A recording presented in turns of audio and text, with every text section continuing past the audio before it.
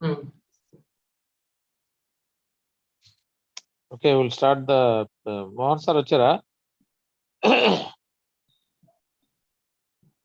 లేదు కదా.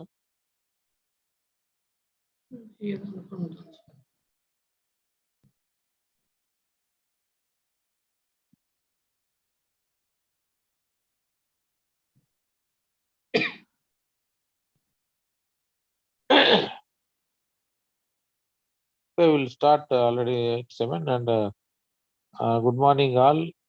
Today actually the Thursday's class is postponed due to some unavoidable circumstances, and Dr.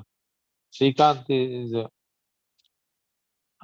when we asked Srikanth to do the Thursday class, he requested to do on Saturday. Thank you, Srikanth. Even though it is not your class, you are ready to accept this in this situation. I request Dr. Srikanth to start the presentation. Yeah. Good morning. Thank you, Dad, sir. And today we are going to discuss about this somewhat a rare practice, clinical practice, CPR in prone position, or it is termed also as reverse CPR. Reverse CPR, generally, when do you anticipate or in which situation you find it difficult to turn the patient into supine? So in those cases, it's absolutely, it becomes a definite need to learn how to do a prone CPR. Like if the patient in some neurosurgery, you're doing a skull clamp is attached. So it's very difficult, or in a sense, we will lose very precious time while declamping the skull clamp, and then positioning back to the patient to the supine position will need a lot of time. And though when I actually thought of this, doing this topic because of the less time available, so my colleague Aravind, you all know, he suggested that this is more a common scenario we face in operation theater, so you are doing it in a critical care class. So then I told him, even though it's a common scenario, I mean, like for laminectomies or more of dorsal surgeries and all we do in the OT, there we are actually dealing with a previously healthy patient. But in ICU, when we prone the patient due to ARDS and hypoxemic respiratory failure, the patient is a compromised patient. In such patient, losing the valuable time, and also there is a very high chance of disconnection of the tubing and all, and most of the time patient may be on the high PEEP. Even those few seconds lost add up to already a compromised patient. We are pretty high chance of losing the patient. So even though the scenario is more common in the operation theater, it's more important in the ICU. So which is why I took up this topic to discuss in a critical care class. So we'll briefly, in this class, we'll briefly go through how it is done, procedure, when it is started, what are the guidelines recommending prone CPR, and what are the existing available evidence till now regarding this topic.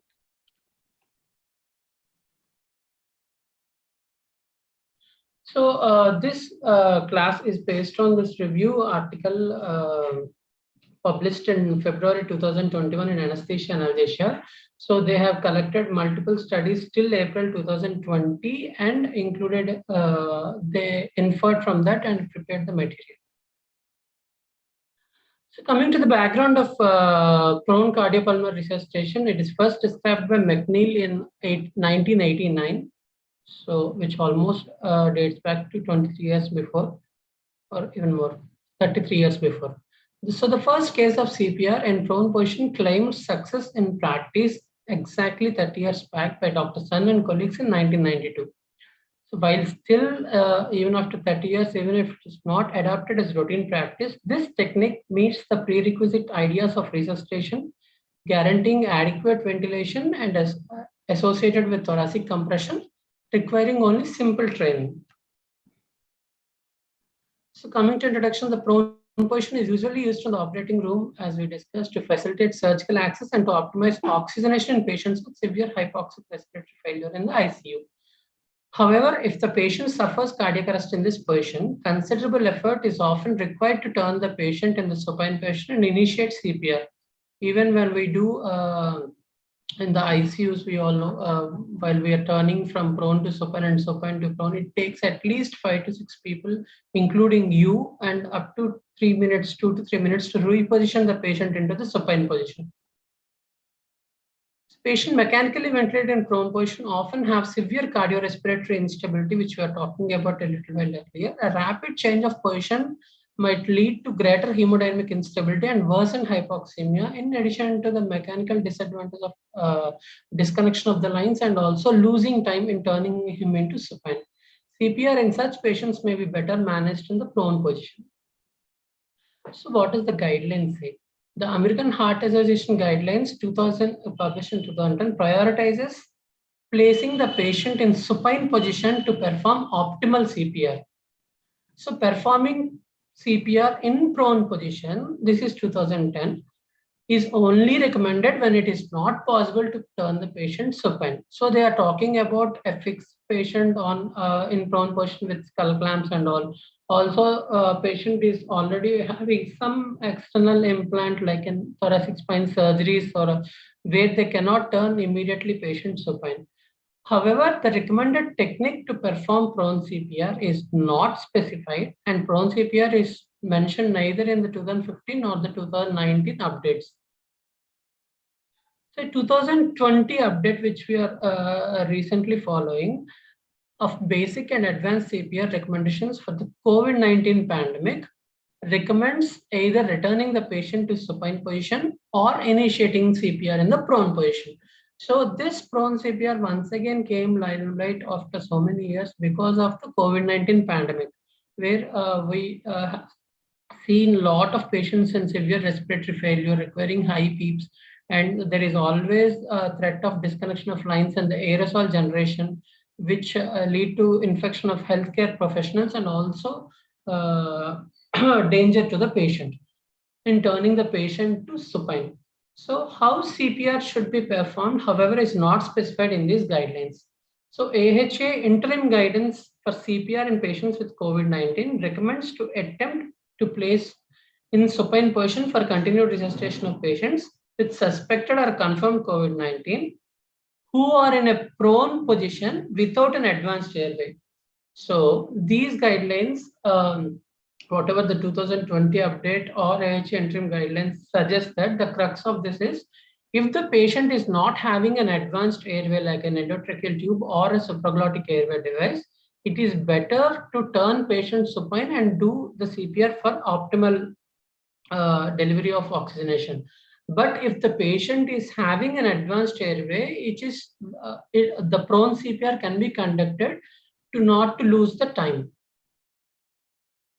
So coming to the procedure, how you can do. The patient should be on a hard surface with or without sternal support. Both have been mentioned with a sternal support or without a sternal support. But most of the studies, they advocate some sternal support to be placed. So sternal support can be in the form of sandbags, gel pads, or even clenched fist of a rescuer. Compression should be same as the supine CPR guidelines, 100 to 120 per minute and at least 5 centimeters in depth. So based on few studies which we are going to discuss in coming slides, T7 to T9 level is the ideal level as much of the left ventricle is covered in this area. This is based on imaging studies. So these are the three ways how we can do midline portion, where you do a classical antasing of your hands portion. You take the lower border of scapula, just like how you calculate for thoracic epidural. Lower inferior border of scapula corresponds to T7. So at that level, you place your hand. T7 to T9 should be your hand. So most of the studies, they suggested 0 to 2 vertebral levels below the T7, where the maximum position of the left ventricle will be there for adequate delivery of your compression. So midline position, lateral position using the two hands on either side of midline is recommended when you are having a midline incision or any other technical difficulty. So one hand technique with sternal counter pressure. This is actually another mentioned technique with sternal counter pressure. If sandbags or gel pads are not available immediately, you can just keep your clenched fist as sternal support and do the CPR with the other hand.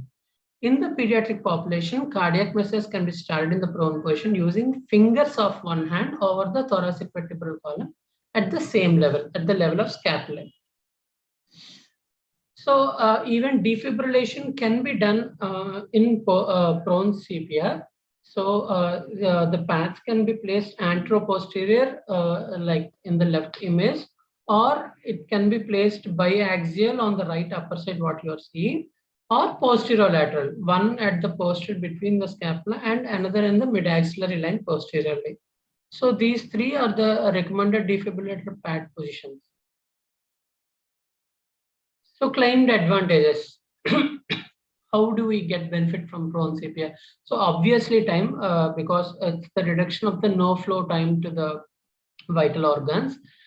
So in the studies, when we take case reports in this particular systemic review, which was done taking into all studies till 2020, there are around 28 case reports which included prone CPR, but 14 case reports are taken into consideration in which only prone CPR is performed, and all had successful return of spontaneous circulation. And also blood pressure values obtained in prone position were higher than in the supine position. And it is less likely to cause rib fractures and associated cardiac and lung injury. So obviously, if the once you fracture the ribs, like which is quite common in untrained hands or less trained hands in supine position, a fractured rib will cause very ineffective chest recoil. It does not allow the blood to come back into the heart for effective pumping in the next thumb. So rib fractures can be very detrimental to the outcome if you are doing while performing CPR, and the possibility of causing rib fractures is quite low when we do a prone CPR. So the mechanisms proposed, how the blood pressure values are more, how it is claimed to be more effective or at least incomparable efficacy with the supine CPR. So the stiffness of costovertebral joint when compared to the fragile sternocostal joint. So costovertebral joints are stiff, so the compression, if we apply adequate force, will be very effectively transmitted to the heart. And during sternal compression in the supine CPR, diaphragm and abdominal viscera are caudally displaced, and because the anterior abdominal wall is not raised, part of the force is actually dissipated. During prone CPR, effectiveness of compressions increases due to restriction of abdominal structures as the anterior abdominal wall remains in contact with a firm surface. So coming to the downside of prone CPR, it's obviously the advantage will turn to disadvantage due to the stiffer costovertebral joints. It is more strenuous to perform prone CPR than supine CPR. Frequent change of compressors is required more than supine CPR, and simulation studies indicating that compressions became more and more ineffective over time, which supports this possibility. And also unfamiliarity with the procedure. Even most of our, take any hospital, most of our working staff are also not familiar with the supine CPR portion. Forget about the prone CPR. So coming to a few studies.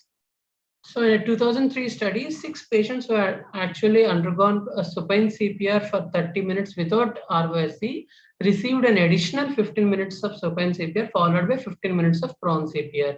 So in this study, they observed mean and systolic blood pressures were higher in the prone position.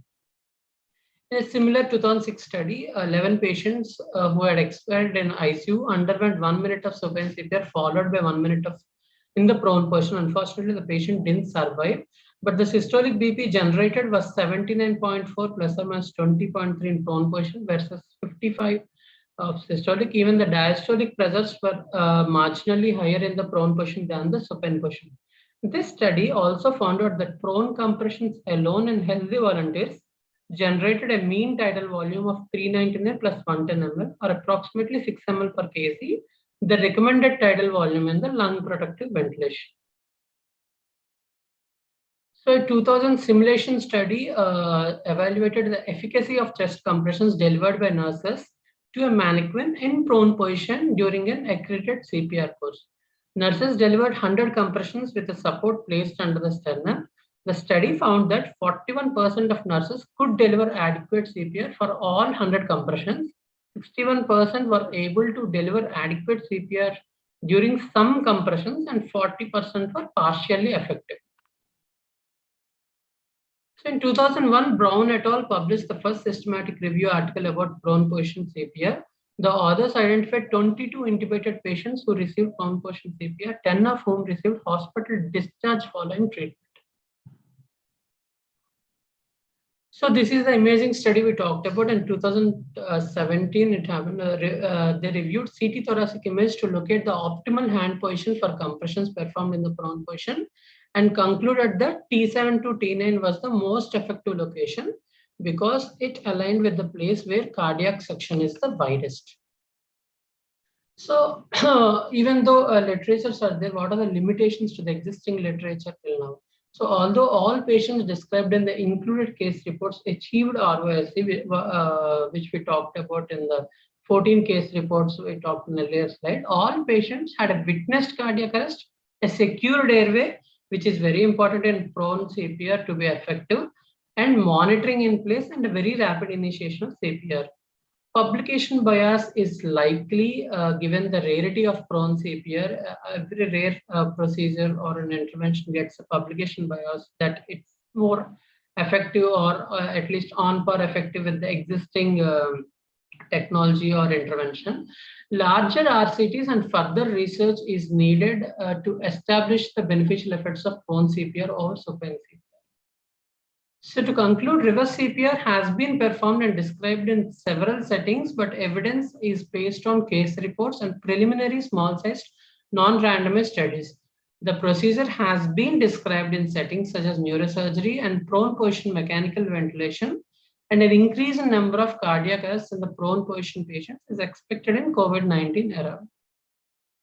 The quality of available evidence is actually low, and knowledge gap should be fulfilled by further adequately designed studies that are urgently needed. When we talk about this, even in the AHA 2020 guidelines, they say only 6% of the what are all the recommendations they made in 2020 AHA guidelines for a supine CPR have a level 1 evidence or class 1 evidence. So that is the huge knowledge gap we are facing even with the supine CPR. And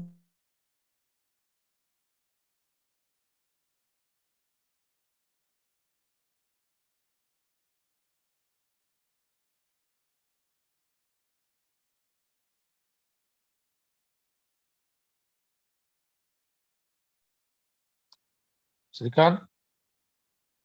Hello?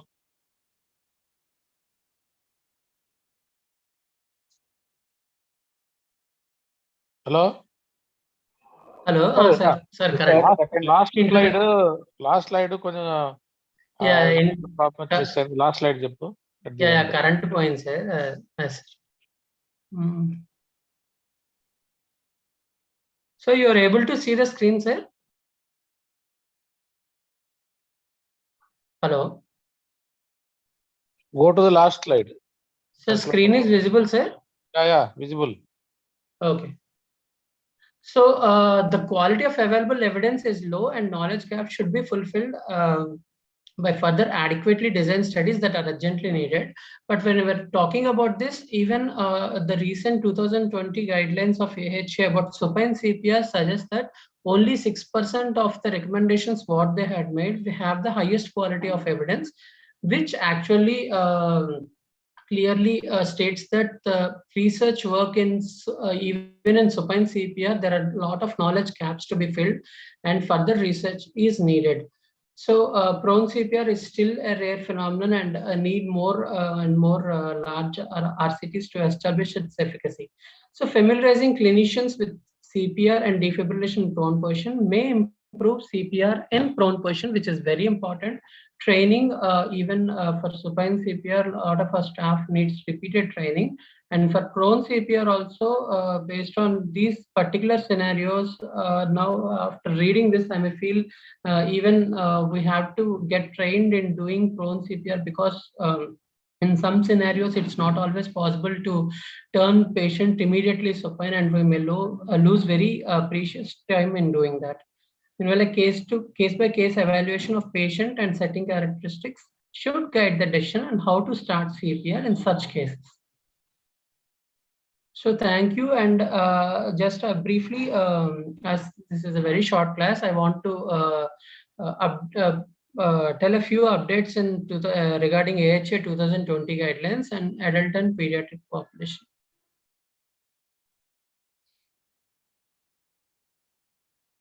So time is there, no sir? It will hardly take 10 minutes of that. So there is no PPT for this. I will just read out. These are the AHA 2020 guidelines. So major new and updated recommendations. Only we'll be talking about some updated recommendations in this one. So these are described in headings: early initiation of CPR by lay rescuers. So coming to initiation of CPR by lay rescuers, in the old guidelines, the lay rescuer should not check for a pulse and should assume that cardiac arrest is present if an adult suddenly collapses or unresponsive victim is not breathing normally.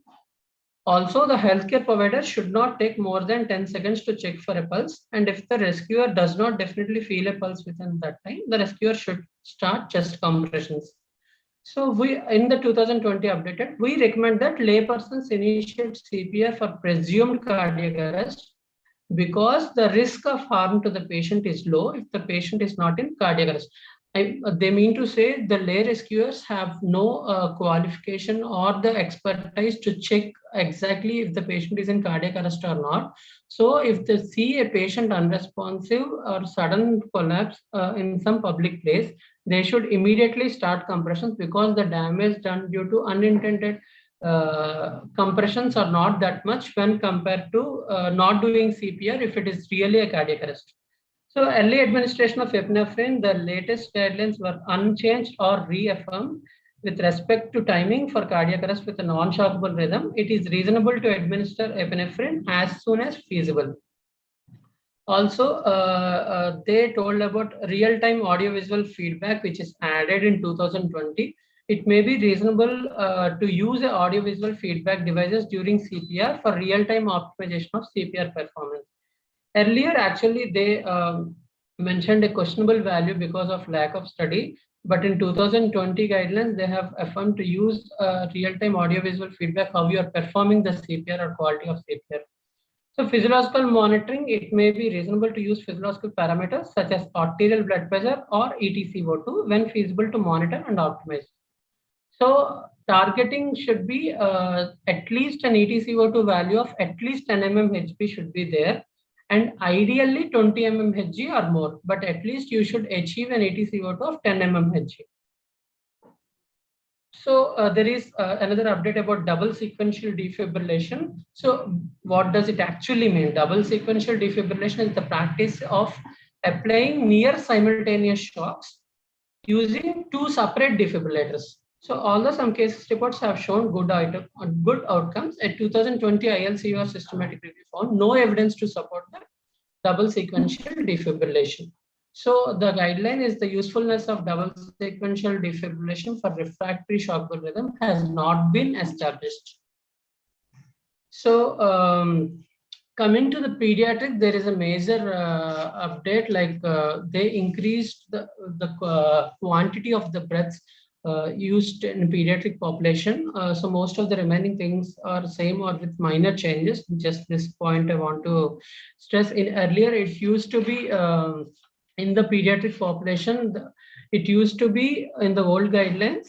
In case of an if there is a palpable pulse of 60 per minute or greater, but there is inadequate breathing, give rescue breaths at the rate about 12 to 20 minutes, one breath every 3 to 5 seconds. This used to be the old guideline. In 2020, so they updated it to for infants and children with a pulse, but absent or inadequate respiratory effort, it is reasonable to give one breath every 2 to 3 seconds. That is 20 to 30 breaths per minute. So they have increased from 12 to 20 breaths per minute to 20 to 30 breaths per minute in the pediatric CPR.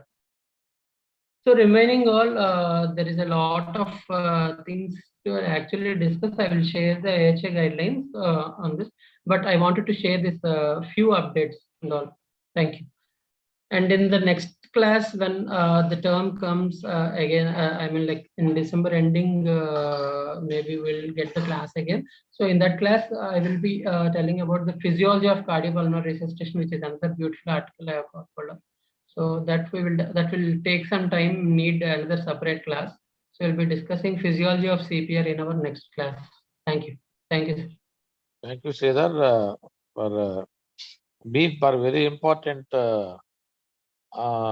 class for particularly anesthesiologist who are doing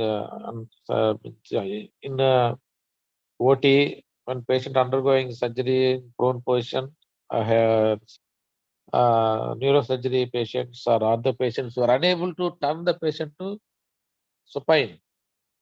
It is contraindicated or it is not possible. Then instead of waiting, we have to do CPR, and that is there any AHA guidelines recommendation, at least studies from AHA? The 2020 guidelines say that we can do prone CPR if the patient, we are unable to move the patient, sir, because of the surgery, clamps and all, also any external implants are there. So we can actually do the prone CPR according to the guidelines, 2020 guidelines, even though they recommend turning patient to supine. So it is actually included in 2020. Earlier, it used to be not so strongly recommended, especially in the wake of COVID-19. More of respiratory, hypoxic respiratory failures, and also the aerosolization risk to healthcare providers. This prone CPR has been included in the interim guidelines and also in 2020 guidelines. Okay. Any questions? Hello, Anna.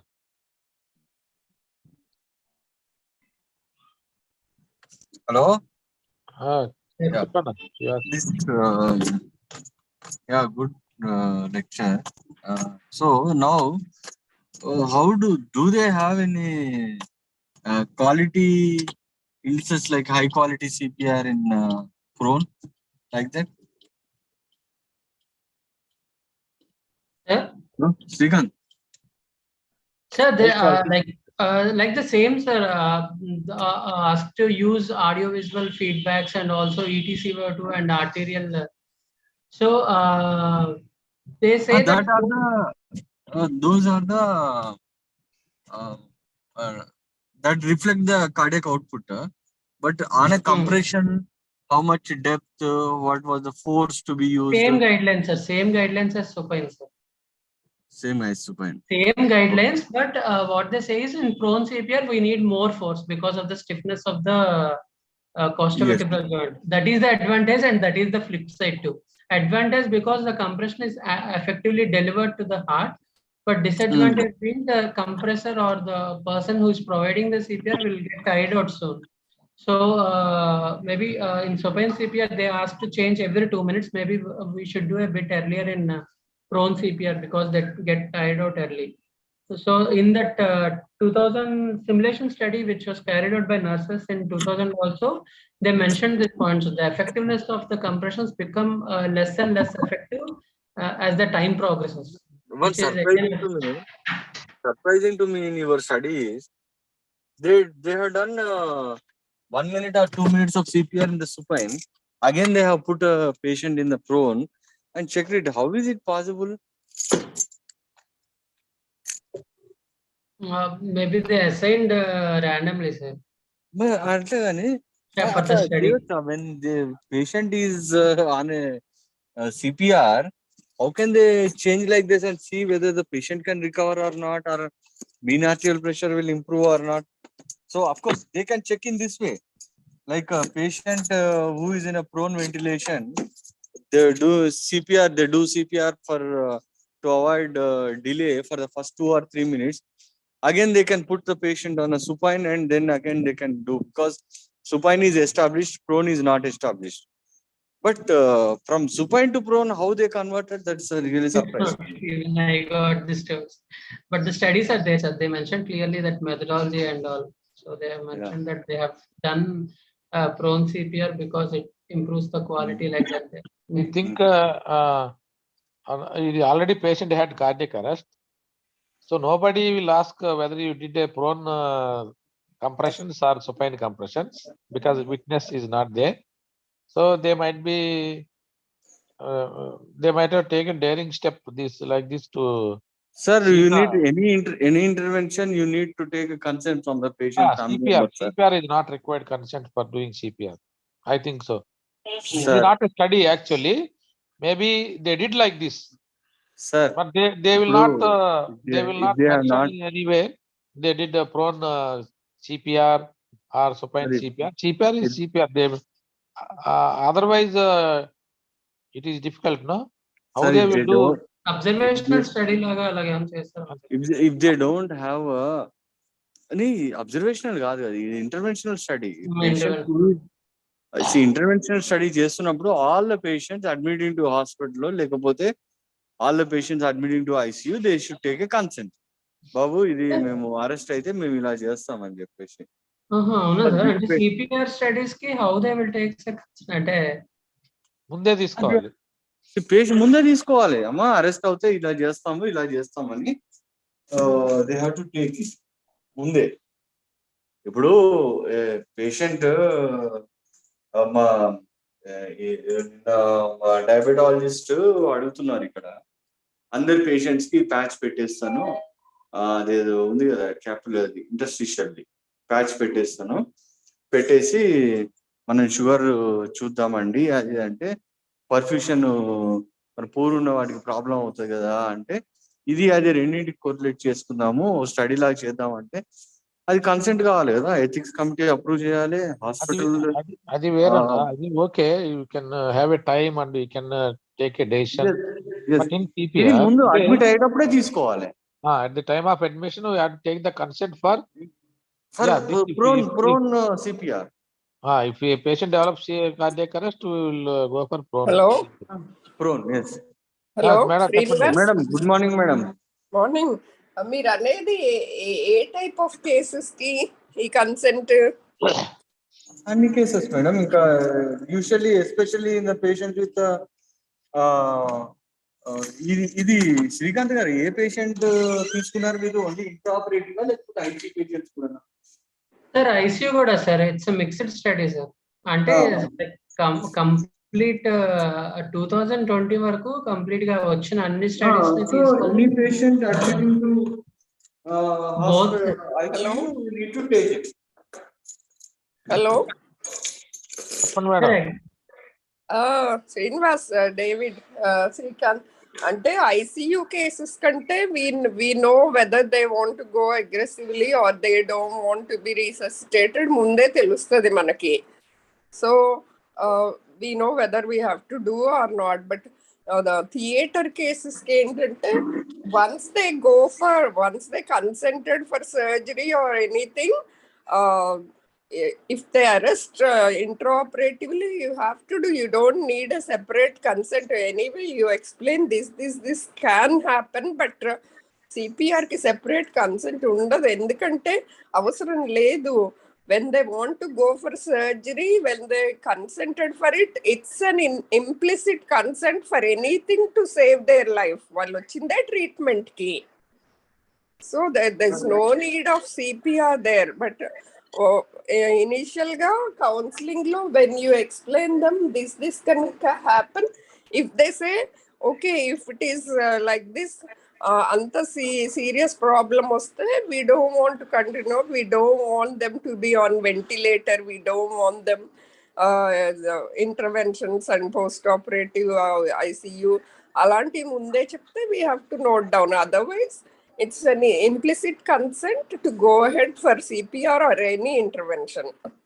Madam అది మనము తీసుకో madam, ఏ patient ఇప్పుడు ఓటీలో కానీ ఐసీయూలో కానీ తీసుకోము, because we are doing a standard of care what is established. Now, prone CPR is not a standard of care, as per my knowledge. So, అందుకనే మనం తీసుకోవాలేమో అనుకుంటున్నాను నేను. CPR is CPR, Srinivas, whichever is more like immediately you can do to save the life, immediately whichever is possible CPR, that's CPR. Do we have to say we did in prone, we did in this, like that? Where do we have to tell them? Why they turned from supine to prone for doing CPR? That is reverse CPR. What is the necessity? Only thing to watch means do the study. The study purpose only they did. But for taken consent before at the time of admission for prone CPR, I don't know whether they are not mentioned. We don't know exactly what happened. Sir, ఒక doubt. If the patient is prone, you said there are T7, T8 position at this infrascapula level. Usually at that level, at the abdomen, you don't put any bolster or sandbag, okay, for ventilation purpose.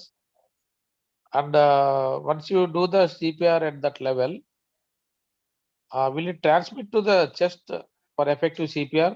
Because in supine PCR, we need a hard surface for effective CPR. What you will do in this position? Sir, అందుకనే sternal support mention చేస్తారు sir అందుకనే. So it can be sternal support can be in the form of sand. Sandbag ఎలాగ ఉంటుంది మనం అసలు whether whatever it is, surgery or prone ventilation, we will do the sternal support.